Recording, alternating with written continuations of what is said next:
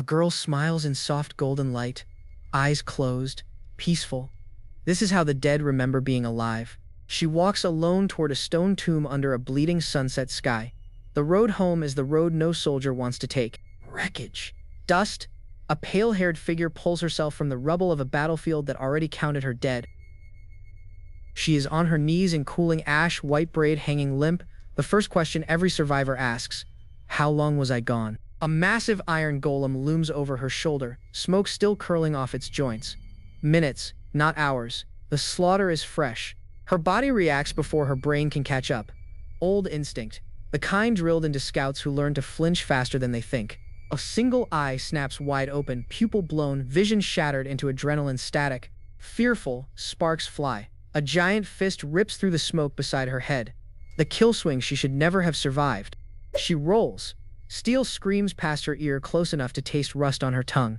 Disbelief breaks across her face. The dead Empire was supposed to bury her, not chase her. A second golem swings down. Red optic flaring, hammer arm cocked, built to flatten siege towers, not chase a girl. Sparks erupt as her thin blade catches the strike. Her arm shudders down to the bone. A third optic burns to life through the haze. Three engines. One girl, her green eye locks on it. Two more incoming. Whatever she did to survive the first one will not work twice. A massive arm sweeps in. She ducks. The wind of it strips ash off her shoulder. Her boots skid backward through gravel. The hit lands. The earth itself flinches. She cannot block her front, not with one shaking arm and a torn leg. The second golem is already winding up. Steel meets steel. White light explodes across the wreckage. Her blade is the only thing between her ribs and oblivion. She lurches forward, white braid whipping over her face, blood threads from her mouth, a scream stuck behind her teeth. Mouth wide, eyes wild, sword raised. The scout is not winning, she is just refusing to stop. Two golems collapse at once, cores cracking, smoke pouring from torn plates. Her braid whips through the spray. She drops, sword arm hanging dead. Survival is a kind of arithmetic, and tonight every number went red. Her face lifts, green eyes blazing through dried blood. The Empire trained scouts to see, not to die quietly. Her boots stagger across the dirt, leaving thick red prints behind her. Each step cost more than the last. She bares bloody teeth. The mission is louder than the pain. Get back. Warn them, before the rest hits the wall. She steps clear of the smoke. Whatever is coming next, she is the only one left to see it. She crests a rise. The plane opens. Her stomach goes cold for a reason her mind has not caught up to yet. An entire column of steam golems lurches across the dust ahead. The three she killed were a forward patrol, not the force. Dozens of red glowing siege engines stagger forward through the haze. Crossroad has hours, maybe less. Her decision lands instantly. Run.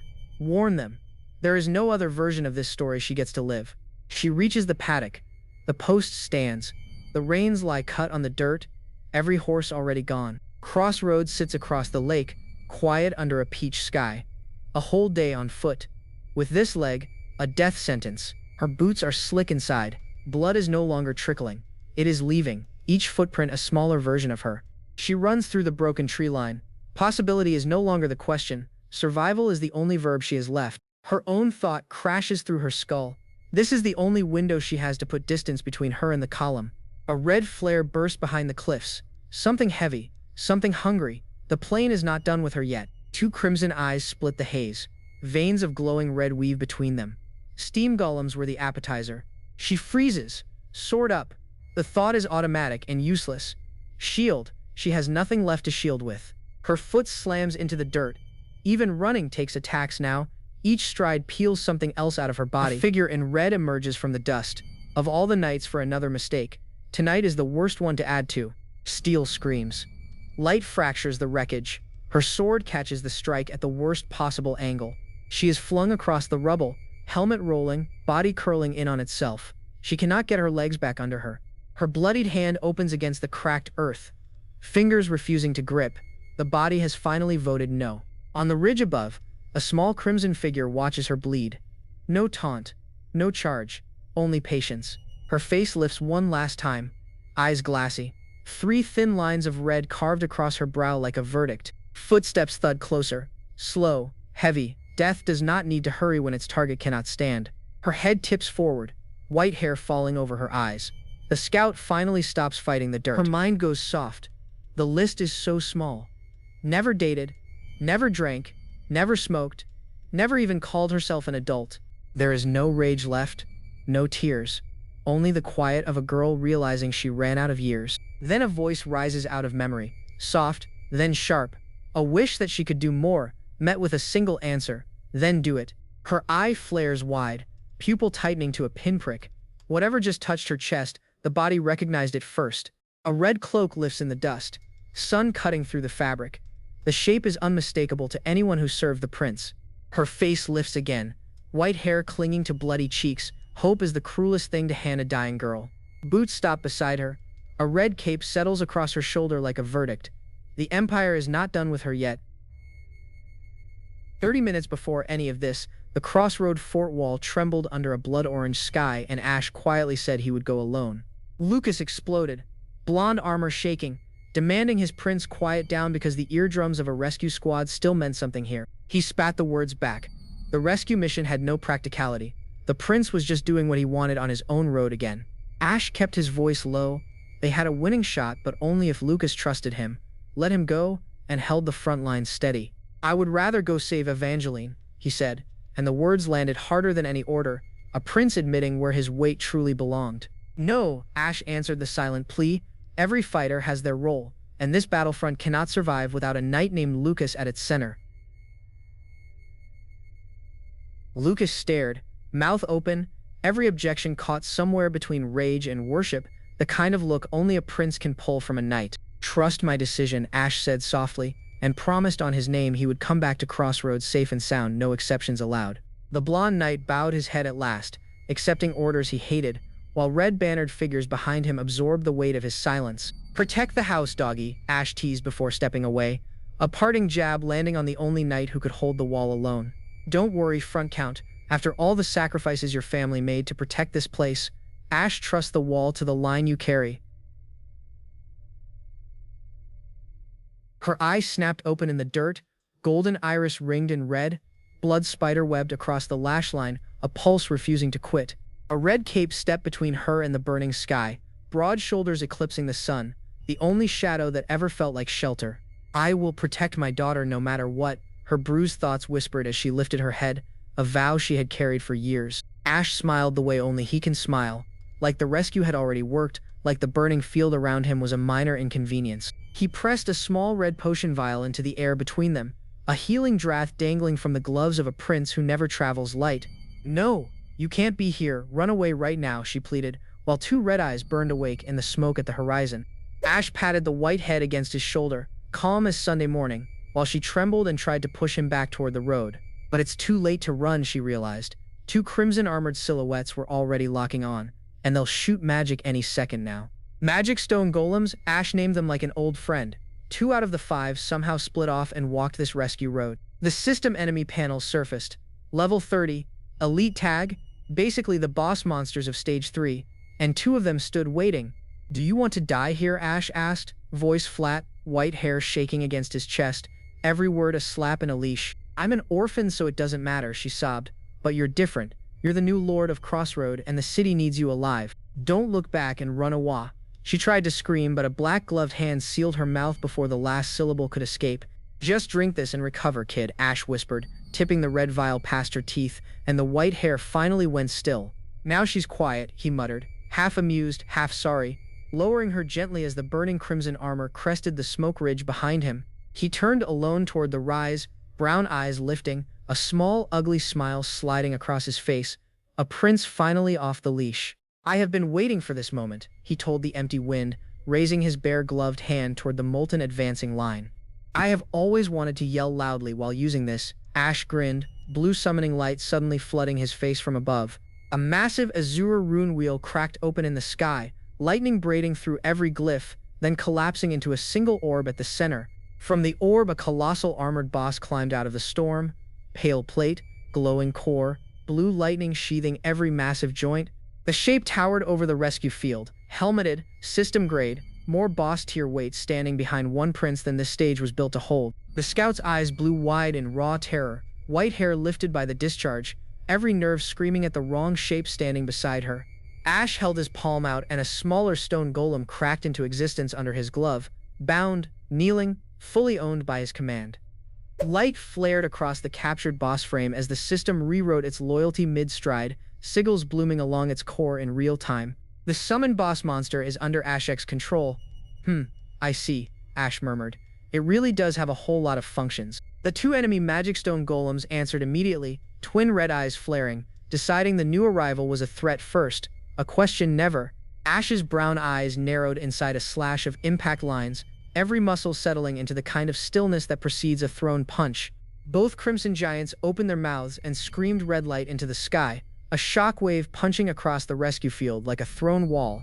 Ash held his ground inside the storm, mouth wide in his own battle roar, daring the elites to bring absolutely everything they had. His captured boss raised a hexagonal shield as wide as a wall, every blue plate humming with siphon magic and refusing to break. The crimson scream slammed across the shield and dispersed, lightning crawling along the surface, the field cracking under the contained pressure.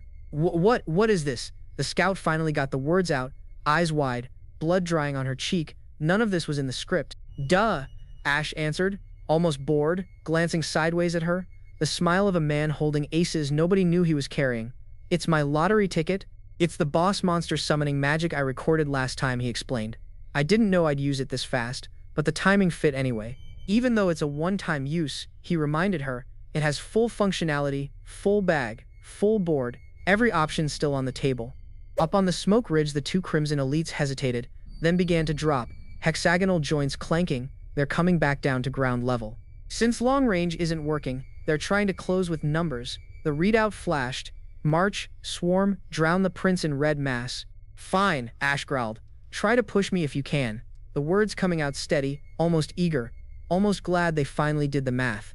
He stepped forward into the rubble, red cape flaring, gloved hand thrown out like a man shoving every chip into the middle of the table. His captured boss answered behind him, blue core flooding the scene, plating heating, every joint locking into a forward stance ready to charge. Then the giant moved, faster than something that big had any right to move, and the rescue ground turned into a bullet path. The Crimson elites lifted their visors, red cores pulsing inside cracked plate, the system registering the new threat one full beat too late. Ash's summoned giant slammed into them at full charge, blue core leading, hexagonal shoulders shearing crimson armor like dry, brittle brick. The prince laughed open mouth inside the dust, head thrown back, cape snapping, every recorded skill finally paying him back in real time. Pale armor closed and crimson armor scattered, blue lightning forking through wreckage, the captured boss doing its job for the wrong team now. Before the wreckage hits, the system slips in a quiet briefing, a tutorial pulled out of a forgotten patch note for one prince. 3 pixel sprites line up on a blue grid, normal monsters, elite monsters, and a squat boss monster sprite. Boss monsters are something else. A pixel silhouette stamping out of red mist with one eye burning like a forge. They assume a commander-like role over their armies. A circuit board brain glowing blue, wickedly intelligent. As an army's apex presence, they hit so hard it is almost impossible to believe one body is doing all that damage. Ash's borrowed boss surges out of the dust, a stone-shouldered colossus storming the open ground with cracked plates scraping against itself. Summoning magic flips the leash, the system spells it out, and the captured magic stone golem lurches forward as if it serves him. The blue core in its chest pulses bright, a single mechanical eye locking onto the enemy golems guarding the wounded scout. Stone leg slabs slam down so hard the ground cracks in pale lightning, every footfall hammering the air with concussion. It barrels forward, blue eye locked, plate edges shedding sparks, a war machine wearing the body of one boss. No matter how much a lion fights, the hyenas never back down, the system whispers, and Ash's borrowed lion does not flinch either. Stone slabs collide and the impact ripples up through the golem's frame, blue core veined with stress fractures from one terrible hit. Behind the carnage, swarms of red enemy bodies flood the horizon, numbers enough to make a single boss feel small. Ash stands a few paces back in the dust, dark hair whipping, watching his colossus body slam the enemy into wreckage. Whatever, his expression says, sweat tracing one cheek, it is not like I expected the boss monster to defeat them all anyway. His mouth opens, voice sharp, the orange and gold epaulets catching the dust light as he turns toward the wounded girl behind him. Below, a bandaged white calf and one scuffed boot drag forward. Walkable, the scout admits, but running is going to be a problem. Then let's run, Ash answers, lifting a small red glass potion between gloved fingers like a magic trick about to land. Wind drags his hair sideways, the red cape catching late sun, and the prince's mouth opens around words that taste like a plan. Evangeline lifts her face, pale hair sweat plastered, blood streaked across one cheek, green eyes wide and exhausted but suddenly alive again. Yep, Ash answers her unspoken question, lit from below in red light, gold epaulets flaring as something else booms in the distance. Out in the smoke, a red mini-boss climbs free of the rubble, lava-cracked plates glowing as a second beast rises. Two crimson-plated mini-bosses heave up out of the smoke, single black eye dots burning in the center of each glowing mask. The flying things appeared again. Evangeline barks, pale hair flying, fang of a snarl in her teeth as the sky darkens overhead. Caption reads, "The golems on the ground caught up with us too." Three crimson silhouettes massing over the horizon behind the running pair. Red claw mouths blur past in motion streaks, scarlet flying boss-tier monsters skimming low enough to taste the dust off their backs. Evangeline twists in alarm beside the prince, hair fanning, mouth round, the sky behind them slashed open by a diving claw shadow. Ash hugs the wounded scout against his chest as red mini-boss claws scream past, his arm steady, hers thrown across his shoulder. Crimson lacquered riding boots slam into broken stone, kicking up dust trails. The angle so low the sky ends at the heel. Evangeline rounds on him, jaw wide, a feral snarl ripping out, blood across her chin, every nerve burning at once. Ash answers her fury with that infamous Tyrant smirk, brown eyes amused, gold epaulets glinting beneath the red collar of his coat. Behind them, another captured Colossus boots up, blue chest light flaring inside a pitted mask of stone like a forge stoking awake. The same blue-lit golem cocks back a fist crackling with red energy, knuckles glowing like a meteor about to drop. His golem swings, slamming the red enemy boss back with a punch that jacks shockwaves out of the rubble in concentric rings. "Nice," Ash murmurs, blue light reflecting off his collar, satisfied. Now we won't get hit with magic for at least a beat. Evangeline's green eyes blow wide enough to drown in, lashes shadowing her cheek, a single furious gosh darn it caught in her throat. Then she vaults, a mid-air kip with one bandaged calf snapped high, body whipping through the dust like a thrown blade. She lands in a half-crouch, white hair flagged, green eyes burning, a hum of disbelief still bleeding through her clenched grin. "Whoa, that was kinda cool," Ash teases, leaning in, miming applause near his face, brown eyes glittering with rude amusement. Don't compliment me so suddenly," Evangeline stammers, cheeks coloring, embarrassment briefly outranking the blood and the boss-tier nightmare around her. She points across the wastes where one saddled horse stands alone in the dusk, summoned mount waiting under the long pink sky. Then the horse rears, lips peeled back, teeth bared, eyes rolling white, screaming as if it can smell what is coming. "What?" Ash breathes, brown eyes hardening as red beam strikes drop down out of the sky like the stone clocks of a god. Fire eats through the dust on the ground, a body folding inside the blast, red and black silhouettes torn apart by the strike. His captured golem stumbles forward through the smoke, blue core spluttering, red cracks veining its arms as the energy bleeds out of it. On a ridge above, Ash stands ragged, cape stripped sideways, weighing whether there is any other way out. Evangeline limps up beside Ash, white hair smoke-streaked, eyes asking if her rescuer has just spent the last trick in his deck. He stares forward, jaw tight, gloved fist closing at his side, knuckles whitening as he weighs how badly the math is breaking. On the horizon, another red-eyed golem stomps online, single black pupil burning behind a stone mask, ready to wreck whatever runs. "Are you going to fight or not?" Ash barks at his summon, voice cracking, brown eyes flashing under the red light. Evangeline whips her curved blade up, white hair sheeting back, a single-fanged grin on her bloody mouth, ready to hold. She skids in the dust, knee-braced. She chokes, ribs screaming, but the blade does not drop a single centimeter. Side by side, they brace as the summoned Colossus storms past, blue light streaming, charging the next wall of red plate. Then the system slot machine rolls in his vision, jackpot lit, the digits 172 clicking into place under hot red lamps. Another captured boss explodes up out of red mist behind the prince, claw-split mouth screaming open, every plate radiating heat. Evangeline howls over the wind. How the hell does that fist even work? Hair flagged, blood at the corner of her mouth. "How?" The system whispers right back inside his ear, the question scraped onto the air in heavy black letters that linger. Ash's gloved fist clenches in tight focus, knuckles trembling, the recorded boss memory squeezing into shape between his fingers.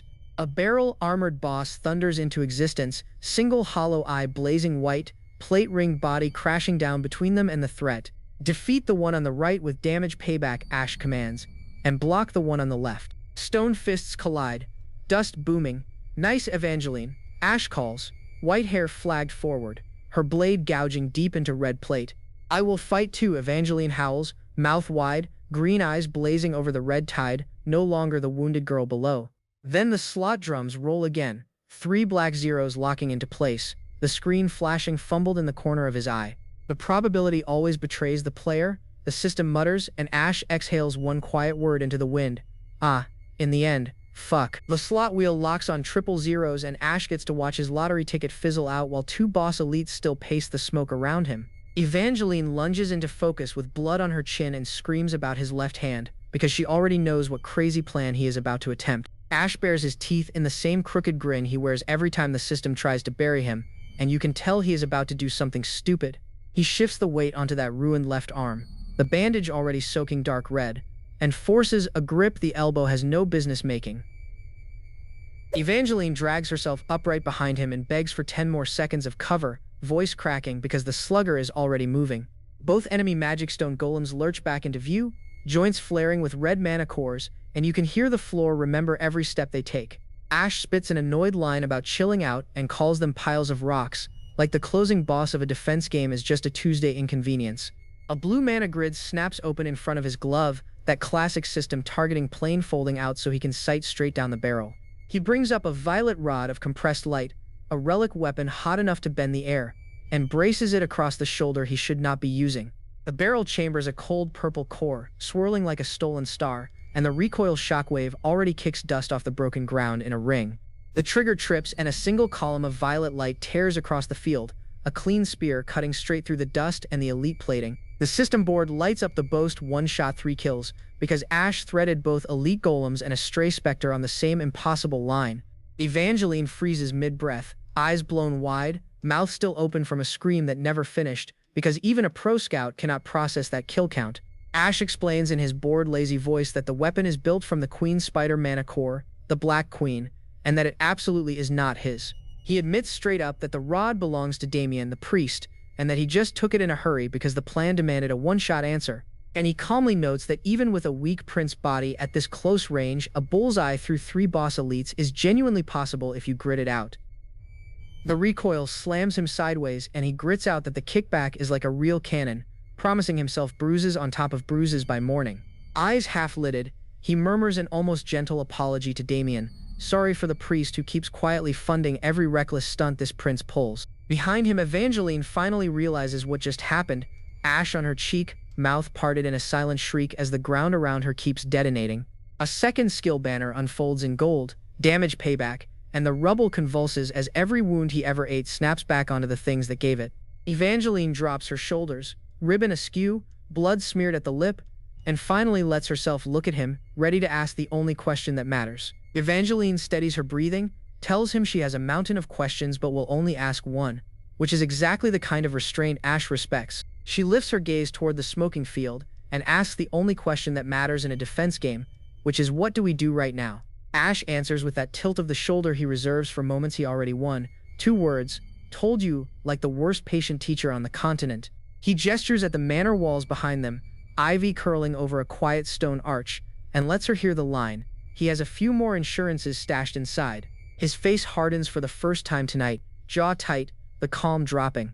If those guys chase us, we die anyway, so the only direction left is forward. He praises the borrowed magic stone golem with a quiet good work, palm raised against a system grid, recalling the boss-tier puppet from the field. Evangeline murmurs that she does not even have the strength left to be properly shocked anymore, which is the most honest line in the chapter. Across the field, a chase explosion blooms in the distance, framed between their silhouettes, the kind of shockwave that means new monsters are coming.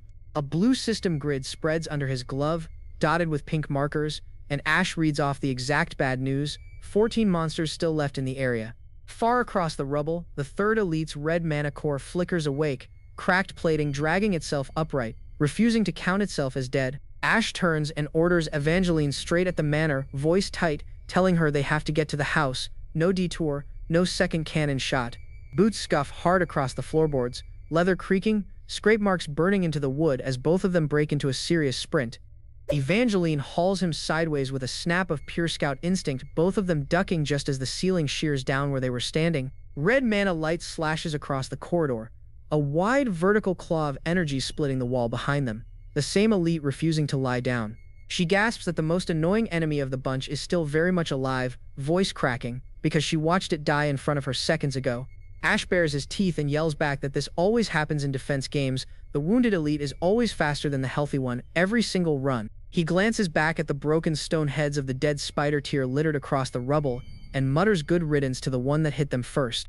Their boots hammer down the long hall, splinters bursting under every step, the kind of sprint where you can hear your own pulse outpacing your stride. Ash keeps one hand on Evangeline's shoulder and tells her they are almost there, the manor's stone arches finally narrowing into a target ahead. Her one good green eye snaps wide, pupil shrinking, because the scout in her just registered something no one else heard coming up the corridor. A translucent gold plate flickers up between them in the corridor, a hasty shield, sparks fanning out in a tight arc the moment the strike lands. Then the gold cracks, and Ash spits the news out loud. No, the shield was not durable enough because of course the cheap one breaks first. A red whip of mana arcs forward in the gap, and Evangeline gasps, every muscle bracing, knowing her back is the closest target to the breach. Ash slides into the path of it, body angled, the strike catching across his coat in a streak of dust and the tail of his red cape flaring up. Evangeline lets out one quiet huff of breath, the sound a person makes when they realize someone just bought them another sliver of life with theirs. The elite slams into them again from the rear, claws scraping the prince's already broken left side, smearing his uniform in fresh dark streaks. Pure red light tears up the corridor in jagged streaks, the kind of impact frame the artist saves for moments where one more hit would end someone. Ash growls a single word with his teeth bared, her real name, Evangeline, no call sign, no scout. The rare moment the prince drops the distance, she tumbles in past the brass crest, ponytail flying, jaw clenched, ready to fight back even though her body is already running on empty fumes. Inside the manor the air goes sunset still, dust glowing pink against cracked plaster, a window pane half shattered like the world is exhaling slow. Evangeline lifts her head, hair tangled, eyes shining with that drained scout exhaustion, and just stares at him like she is finally allowed to ask. Ash steps under the broken arch and gives her that same lazy half smile, telling her she came up with a good plan and he meant it, mostly. His glove flicks and a panel labeled Pocket Inventory unfolds beside him, the personal storage rune blinking awake like the system was just waiting. He drops a violet mana gem onto the splintered floorboards. That low hum tells you the room itself just registered a serious power source landing. Then a shimmering blue R-rank mana core lifts out of the inventory, a clean glowing orb that lights the whole room with cold ocean-colored light. The system text confirms the recipe, R-rank mana core or above to summon, and Ash deadpans that there is no shortage of materials lying around here. Light spirals up from the floor, wrapping the bricks of the manor wall, the room itself rebuilding into a body the way only a defense game allows. A hulking stone shape stands up in the doorway, a boss-tier magic stone golem born from the manor's own walls, the new guard of Crossroad. The chasing elite finally smashes through the entry, jagged plating, one red core glowing, charging headlong into the freshly summoned bodyguard. Teal mana fires across the hall and the elite snaps into clean rubble.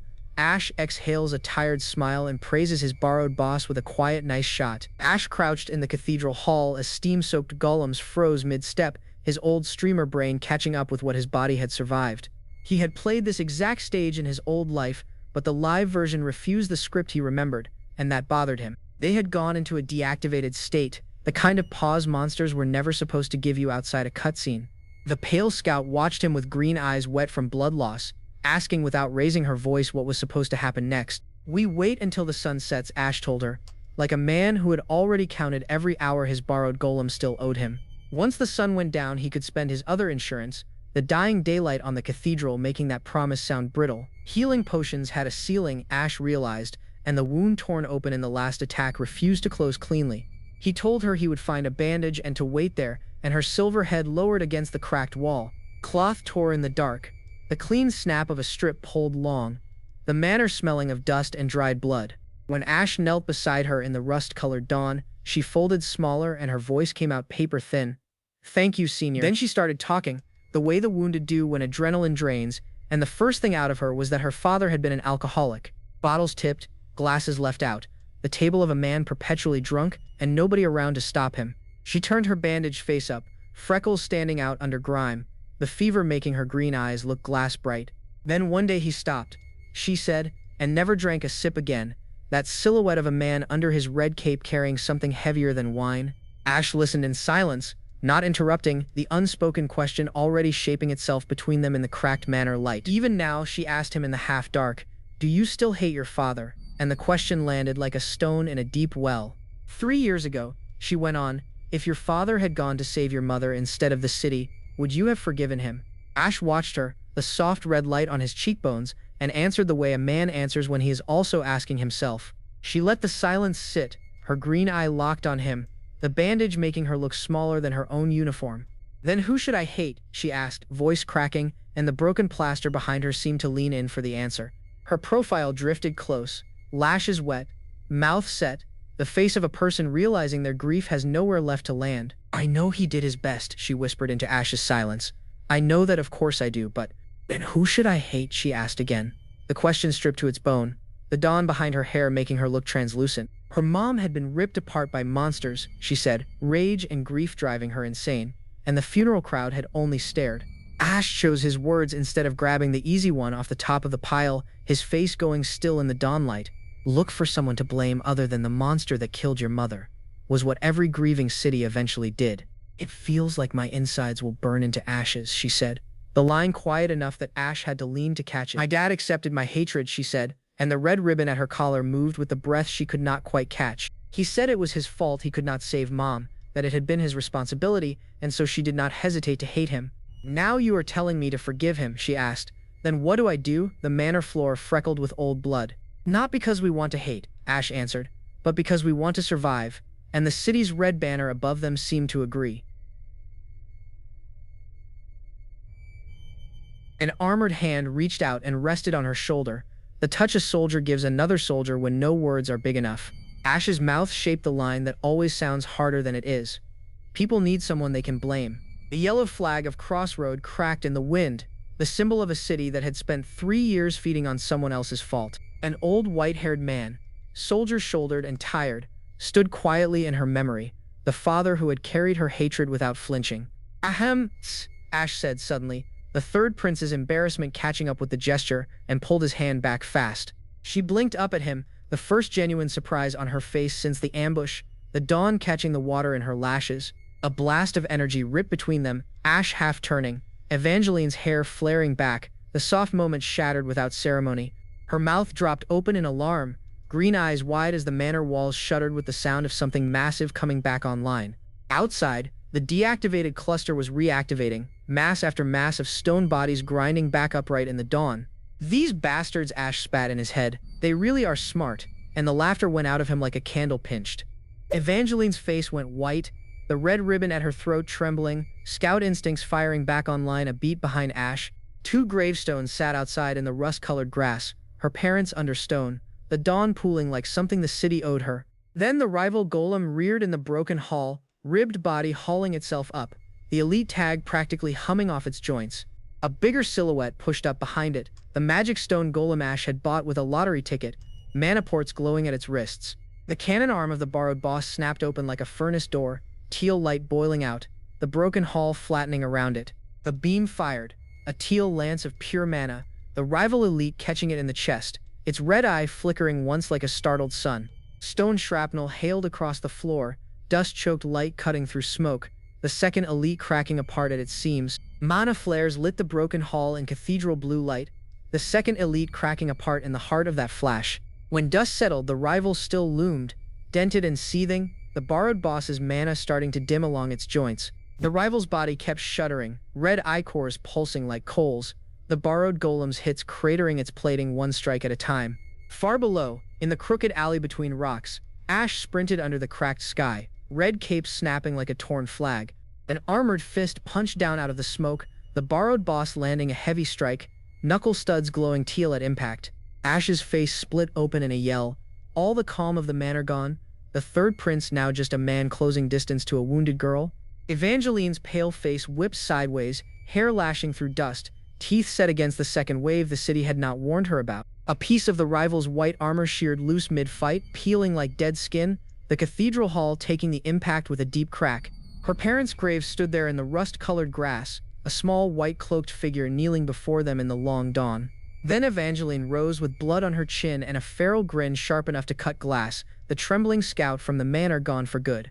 Her green eye locked on something Ash could not see yet, freckles dotted with dust, her mouth curling into something dangerous. Her hair swayed against the broken horizon as she turned away from the graves, the small cloaked figure standing on its own 2 feet again. Tears tracked through the grime on her cheeks, her mouth shaping a word that was not a thank you anymore. An armored helm tilted in the smoke beside her, the borrowed boss's mana ports dimming. The ally Ash spent so much luck on running out of time. Then Evangeline's white hair caught the dawnlight, green eye burning through her own grief, mouth opening on a cry that finally had a name.